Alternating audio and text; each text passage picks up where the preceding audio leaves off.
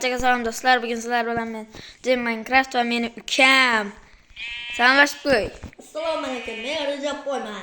Bugün bizi prostotek survival qilamiz.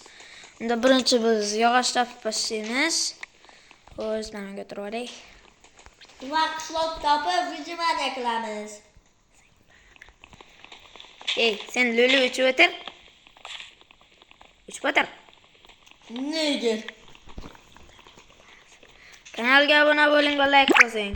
Bundan da qiziqarli videolar chiqishini xohlasangiz, qo'ng'iroqchani ham shatillatib bosib qo'ying. Yo, olma meniki. Meniki. O'yin qo'ssam, men bilan o'ldirib qo'yaveraymi yo? Bari.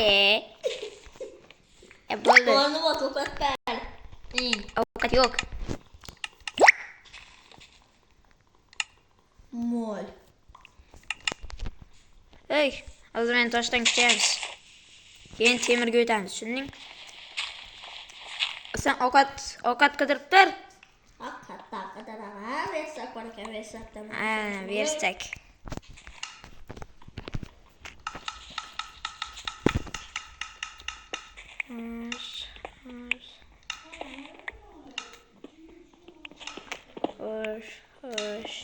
Hoş. Men ovqat qidirish uchun ketyapman mana. Yuqori. Luli. Yo'q hali. Olma, ikkita. Naqd ikkita. Senga bitta tashlaysan. Qorning to'ydirib. Siz ben olmamni oldik. Yeyman. Ajabdasan. Sen bola niye girsen? Men Versakim qani? Men bettaman.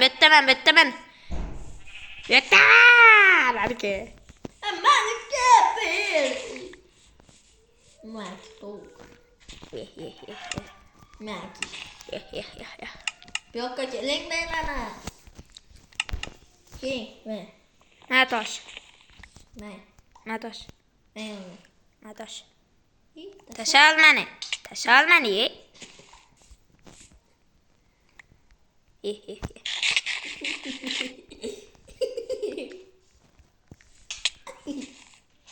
Kutim nereye koyamam ha?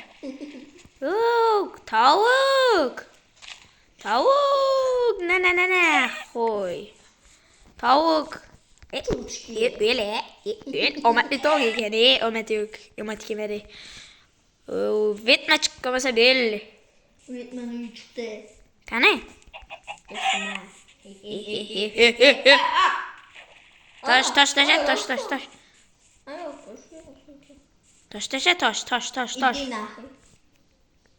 Bo'ldi, bitta shaxtaga kiraylik. Ama hazır. Shaxtaga kiraylik, bitti. Ovqat qilibman. Shaxtaga kiraylik. Hazır. Bilet, ko'mir yo'lni sotlatdi. Ko'mir topib keling. Yoki ko'mir.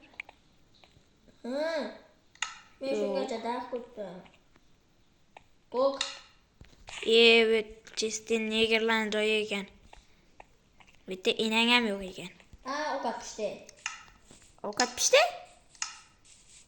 Erta ko'rdingmi? Lava ko'li bor ekan. Nezerga surib olish kerak. Yo! Meniki. Bani. Olmadimi? Olmadi. Bo'ldi. Uxlaring, hozir qo'yaman. İplos.